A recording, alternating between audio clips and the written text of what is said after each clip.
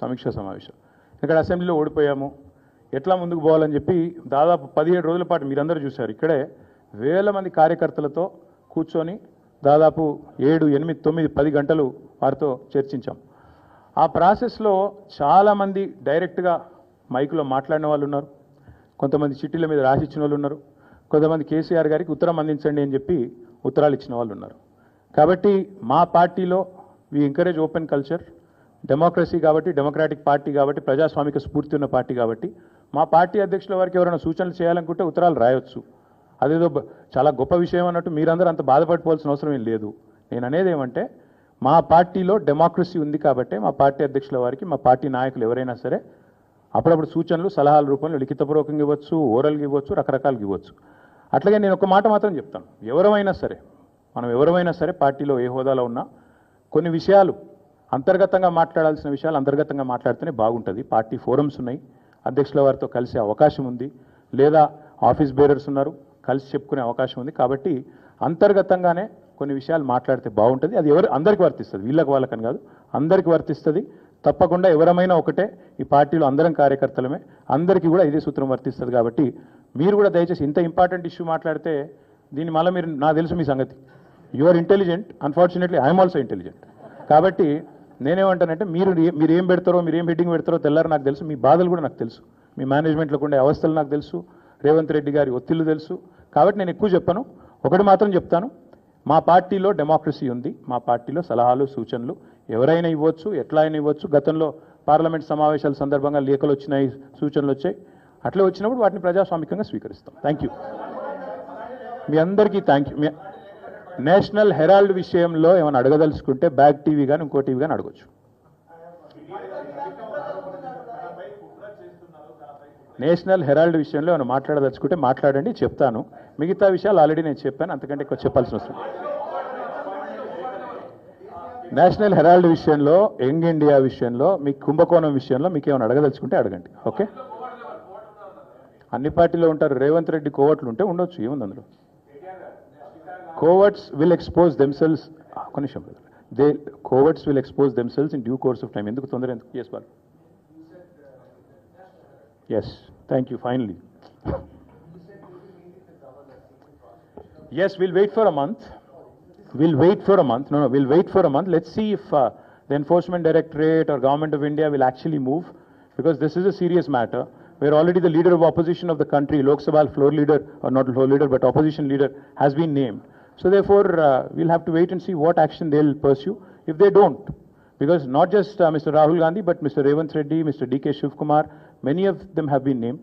But so far, everybody's been tight-lipped, both Government of India and also Mr. Revanth Reddy and Rahul Gandhi. So we'll wait. Telangana రాష్ట్రానికే అవమానకరం. ఒక ముఖ్యమంత్రి స్థాయిలో ఉన్న వ్యక్తి ఈరోజు గతంలో ఎన్నో తప్పులు చేసి ప్రజాక్షేత్రంలో ఆనాడు భంగపడి తదనంతరం తిరిగి ఈయనకేమైనా బుద్ధి వచ్చిందేమో అని ప్రజలు అనుకున్నారు. కానీ చూస్తూ ఉంటే ఇప్పటికి కూడా ఆయన బుద్ధి కానీ ఆయన వైఖరి కానీ మారలేదు అని స్పష్టంగా అర్థమవుతూ ఉంది. ఇక్కడ తెలంగాణలో రేవంత్ రెడ్డి గారు గద్దెనెక్కినప్పటి నుంచి యంగ్ ఇండియా అని చెప్పి కలవరిస్తూ ఉన్నారు. అసలు ఈ యంగ్ ఇండియా వెనకాల ఉన్న కథ ఏందో నిన్న ఈడీ కేసు, ఈడీ ఛార్జ్షీటు చాలా వివరంగా చెప్పింది. మనం గతంలో ఇక్కడ తెలంగాణలో 2015వ సంవత్సరంలో చూసినాం. ఓటుకు నోటు కుంభకోణం ఇంకెవరు కూడా మర్చిపోలేదు. అప్పటి నుంచి రేవంత్ రెడ్డి గారికి బ్యాగ్ మ్యాన్ అనే పేరు కూడా కొత్తగా, అంటే bat man, super man, spider man లాగా బ్యాగ్ మ్యాన్ అనే మంచి పేరు కూడా తెలంగాణలో చాలామంది పిల్లలు పెట్టుకున్నారు. అదేమో ఓటుకు నోటు కుంభకోణం, ఇదేమో సీటుకు రూటు కుంభకోణం. ఇదేదో ఊరికే అనట్లేదు సీటుకు రూటు కుంభకోణం అని. స్పష్టంగా రేవంత్ రెడ్డి గారి గురించి నేను చెప్పడం కాదు, ఈరోజు మంత్రిగా ఉన్న కోమటిరెడ్డి వెంకటరెడ్డి గారే ఓపెన్గా బహిరంగంగా పత్రికా సమావేశంలోనే చెప్పినారు. ఈయన 50 కోట్లు పెట్టి పిసిసి అధ్యక్ష పదవి కొనుక్కున్నాడు అనే మాట ఆ రోజు స్వయంగా ఈనాటి మంత్రి, ఆనాటి ఎంపీ కోమటిరెడ్డి వెంకటరెడ్డి గారు చెప్పిన మాట. కానీ సరే, వెంకటరెడ్డి గారు చెప్పిన దానికి ఆ రోజు ఆధారాలు లేకపోవచ్చు, కానీ ఈరోజు ఆధారం ఉంది అంటూ ఎన్ఫోర్స్మెంట్ డైరెక్టరేట్ వారు ఛార్జ్షీట్లో స్పష్టంగా ఎవరు డబ్బులు ఇచ్చారు, ఏ పొజిషన్ అమ్ముకున్నారు, ఎన్ని డబ్బులు ఇచ్చారో కూడా స్పష్టంగా చెప్తా ఉన్నారు. ముందేమో ఆనాడు పీసీసీ కోసమేమో సూటుకు ఆనాడు పీసీసీ పదవి కోసం బ్రహ్మాండంగా ఆ రోజు డబ్బులు ఇచ్చి 50 కోట్లు ఇచ్చి తెచ్చుకున్నారని వాళ్ళ కాంగ్రెస్ నాయకులు చెప్పిన మాట. ఈరోజు ఢిల్లీకి ఇప్పటికి కూడా జరుగుతూ ఉన్నది ఏమంటే తెలంగాణ అనేది కాంగ్రెస్ పార్టీకి ఒక ఏటీఎంగా మారిపోయిన మాట వాస్తవం.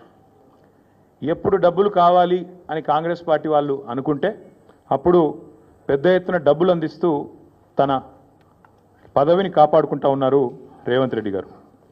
ఇవాళ ఓటుకు నోటు జరిగినప్పుడేమో రేవంత్ రెడ్డి గారు ఒక ఎమ్మెల్యే, కానీ ఈరోజు ఈ రాష్ట్రానికి ముఖ్యమంత్రి. కాబట్టి యావత్ దేశం పరువు, యావత్ దేశం ముందు తెలంగాణ పరువు ఇవాళ తీసి పరువు పోగొట్టి నిజంగా తెలంగాణ ముఖ్యమంత్రి అంటే ఇట్లాంటి వ్యక్తి అనే పరిస్థితి ఇవాళ కనబడతా ఉన్నది.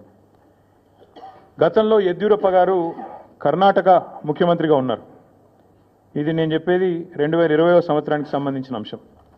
ఇది కాంగ్రెస్ పార్టీ యొక్క స్టేట్మెంట్. ఆ రోజు కాంగ్రెస్ పార్టీ ఆనాడు యడ్యూరప్ప గారు ముఖ్యమంత్రిగా కర్ణాటకలో ఉన్నప్పుడు మరి హౌసింగ్ స్కామ్లో ఈయన పాత్ర ఉంది అని వార్తలు వస్తే ఆ రోజు అక్కడి కాంగ్రెస్ నాయకులు చేసిన డిమాండ్ ఏంది అంటే మరి వెంటనే యడ్యూరప్ప గారు నిష్పక్షపాతంగా విచారణ జరగాలి అంటే రాజీనామా చేయాల్సిందే, ఇట్లాంటి వ్యక్తి ముఖ్యమంత్రిగా ఉంటే విచారణ ఎట్లా జరుగుతుంది అని చెప్పి ఆ రోజు అక్కడి కాంగ్రెస్ పార్టీ అధ్యక్షులు, ప్రదేశ్ కాంగ్రెస్ కమిటీ అధ్యక్షులు కర్ణాటకలో చేసిన డిమాండ్ చాలా వాళ్ళు చెప్పిన మాట.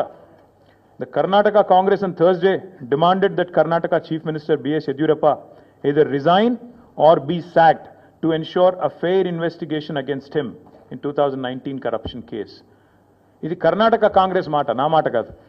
ఒక విచారణ ఎదుర్కోవాల్సి వస్తే ముఖ్యమంత్రి గారు ఈదర్ ఈ షుడ్ రిజైన్ వాలంటరీలీ, స్వచ్ఛందంగా తప్పుకోవాలి, లేదా ఆయనను అర్జెంటుగా తొలగిస్తేనే నిష్పక్షపాతమైన ఎంక్వైరీ జరుగుతుంది అనే మాట వారు చెప్పిన మాట. ఇవాళ మేమంటుంది కూడా అదే.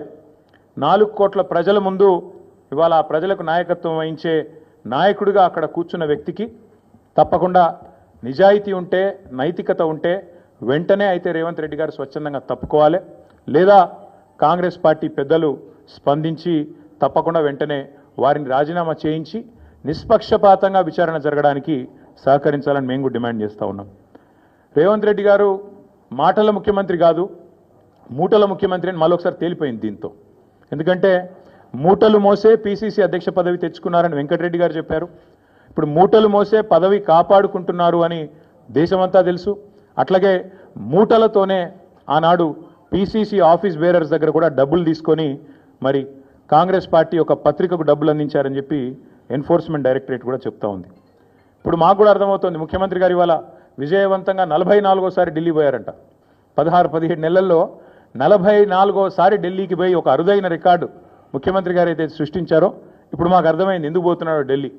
చీకట్లో బీజేపీ పెద్దల కాళ్ళు పట్టుకోవడానికి, అయ్యా నా మీద కేసు లేకుండా చేయండి, నన్ను జైల్లో వేయకండి, ఎన్ఫోర్స్మెంట్ డైరెక్టరేట్ వాళ్ళతో ఒక మాట చెప్పండి అని చీకట్లో నిన్న రాత్రి పోయి అమిత్ షా గారి కాళ్ళు పట్టుకోవడం, బయటకు వచ్చి మాత్రం పెద్ద పెద్ద పోజులు కొట్టడం రేవంత్ రెడ్డి గారు మరి ఏం చేస్తున్నారో ప్రజలకు కూడా అర్థమై ఉండాలి. 44 సార్లు ఢిల్లీ ఎందుకు పోతున్నారో స్పష్టంగా అర్థమై ఉండాలి.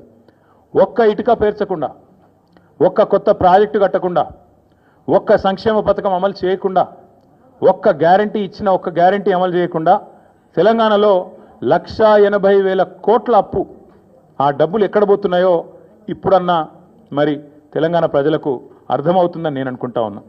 గత సంవత్సరన్నర కాలంగా తెలంగాణ ప్రజల సంపదను దోచి తెలంగాణను ఏటీఎంగా